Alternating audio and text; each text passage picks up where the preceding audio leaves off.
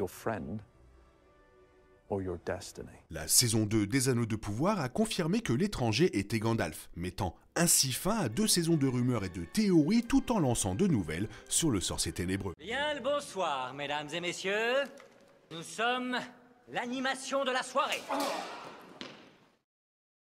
Certes, l'étranger étant révélé comme Gandalf était attendu depuis la fin de la saison 1. L'histoire du soi-disant géant dans le premier volet de la série concernait ses liens avec les pieds velus, les premières versions des Hobbits au deuxième âge du Seigneur des Anneaux. Parmi de nombreuses autres raisons, cela a fait circuler les théories selon laquelle l'étranger était le magicien gris emblématique du Seigneur des Anneaux. La saison 2 a vu l'étranger voyager vers les terres de runes de la Terre du Milieu pour découvrir son identité autant que son destin, croisant la route du vieux Tom Bombadil et d'un sorcier ténébreux. Au moment où cette histoire s'est terminée à la fin de la saison 2, les théories se sont avérées fructueuses puisque l'étranger a finalement été confirmé comme étant Gandalf. Par contre, l'autre, toujours un point d'interrogation. Bien que l'histoire relative à Nori, Poppy et Gandalf ait été relativement raccourcie dans la saison 2 par rapport à la première saison, elle a toujours eu un objectif précis. Le scénario n'a jamais été bien plus que l'exploration de l'identité de Gandalf, de sa brève formation magique sous Tom Bombadil à sa recherche d'un bâton et, donc, de son destin en tant que puissant Istar. Malgré l'histoire de Nori et Poppy comprenant des allusions sur les origines de la comté, une grande partie de l'intrigue de Rune tournait autour du nom de l'étranger. Dans le final de la saison 2, Gandalf affronte le sorcier noir qui a capturé les Forteaux. Le sorcier ténébreux promet d'en révéler davantage sur l'identité de l'étranger à condition qu'il s'associe à son compatriote Istar pour vaincre Sauron et prendre la place du Seigneur des Ténèbres. Cependant, l'étranger ne fait pas écho aux ténèbres de son père et refuse, utilisant ses pouvoirs magiques naissants pour sauver Nori, Poppy et les forts avant de retrouver son bâton et de retourner vers Tom Bombadil. Là, il prononce pour la première fois son nom, Gandalf. Sans aucun doute, le plus gros sujet de discussion maintenant que l'étranger est confirmé comme Gandalf sera la façon dont cela affecte le canon du Seigneur des Anneaux. Les Anneaux de Pouvoir ont longtemps fait l'objet de débats concernant les modifications apportées aux œuvres originales de Tolkien, bien que beaucoup d'entre eux connaissent les avantages avantageux de la narration, les changements nécessaires entre les livres et la télévision, tout en restant fidèles à l'esprit de Tolkien. Cela dit, l'inclusion de Gandalf dans le deuxième âge des Anneaux de Pouvoir suscitera une énorme controverse. La raison en est que Gandalf et les 4 autres Istari n'auraient visité la Terre du Milieu qu'au troisième âge dans les livres. Bien qu'ils soient beaucoup plus âgés que cela, ce n'est qu'au troisième âge que les Valar envoyèrent les magiciens en tant qu'êtres physiques sur la Terre du Milieu pour aider les peuples libres à s'opposer à Sauron. En tant que tel, l'apparition de Gandalf dans le deuxième âge des Anneaux de Pouvoir est en quelque sorte une rupture du canon. Il est intéressant de noter que plusieurs éléments des écrits de Tolkien pourraient suggérer que les magiciens ont visité la Terre du Milieu avant tout ça et sont donc sujets à interprétation. Par exemple, le livre de Tolkien, Les peuples de la Terre du Milieu, inclut ce passage. Cette Olorin, comme cela a été possible pour l'un des Maillards, avait déjà visité la Terre du Milieu et avait fait la connaissance non seulement des elfes Sindarin et d'autres plus profonds dans la Terre du Milieu, mais aussi avec les hommes et autres. Dans cet esprit, les Anneaux de Pouvoir pourraient simplement interpréter ce passage comme Gandalf faisant partie du deuxième âge.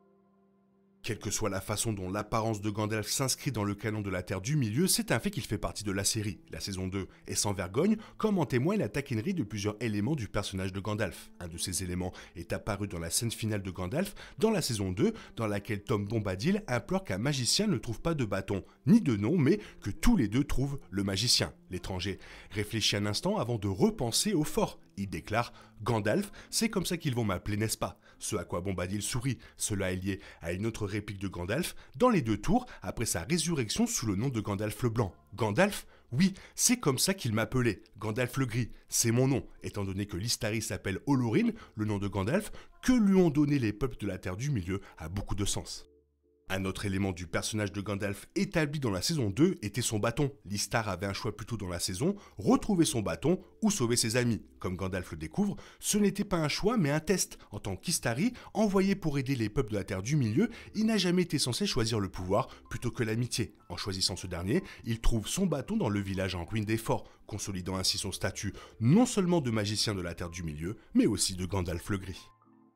Naturellement, la révélation de Gandalf dans la fin de la saison 2 soulèvera des questions sur la suite de son histoire. Maintenant que l'un des personnages les plus emblématiques du Legendarium de Tolkien a rejoint les autres de cette acabit dans les Anneaux de Pouvoir, de nombreuses possibilités s'offrent à eux. Le plus immédiat est la confrontation de Gandalf avec le sorcier ténébreux. À la fin de la saison 2, lui et Nori se sont séparés et le sorcier revient vers Tom Bombadil, qui lui avait déjà dit que son destin était d'arrêter le sorcier noir et donc Sauron.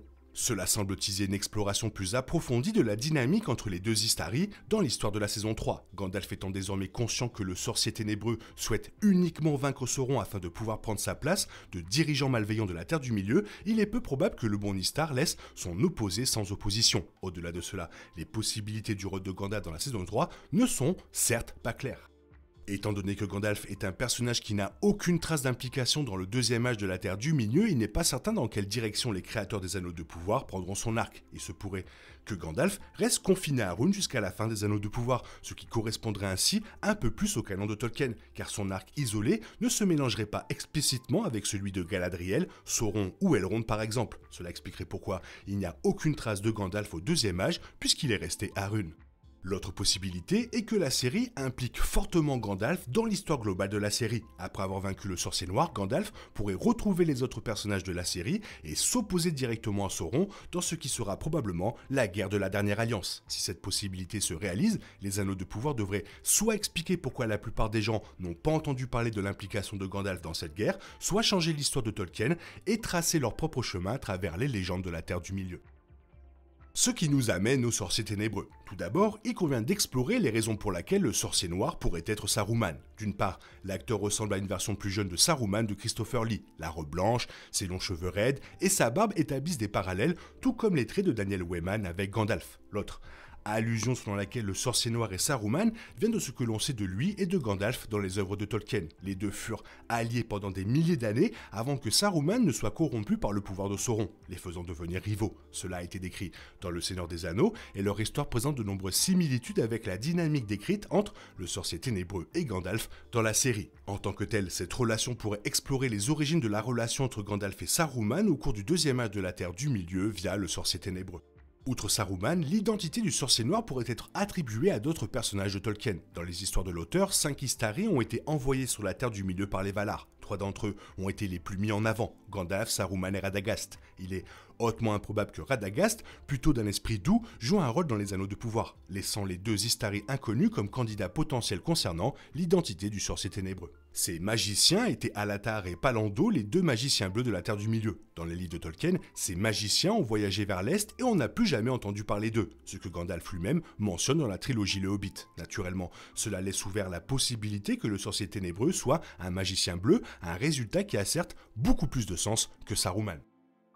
L'une des principales raisons pour lesquelles le sorcier ténébreux est un mage bleu a plus de sens que Saruman et le peu d'informations connues sur le premier. Comme mentionné, il est mentionné dans les œuvres de Tolkien que les magiciens bleus ont voyagé vers l'est de la Terre du Milieu et ont disparu. Les terres à l'est de la Terre du Milieu se trouvent être Rhûn, où se trouve le sorcier ténébreux dans la saison 2 et où se trouve désormais Gandalf. Si Gandalf bat le sorcier noir dans la saison 3 ou au-delà, cela pourrait servir d'explication adéquate pour expliquer pourquoi l'un des magiciens bleus n'est pas entendu après avoir voyagé vers l'est. De plus, Tolkien a écrit des rumeurs selon lesquelles les mages bleus seraient tombés dans les ténèbres et auraient été corrompus par Sauron, également liés au sorcier ténébreux. Enfin, avec l'étranger étant déjà Gandalf, il est peut-être un peu trop risqué que le sorcier ténébreux soit Saruman. Avec un magicien bleu, ça offrirait beaucoup plus d'originalité.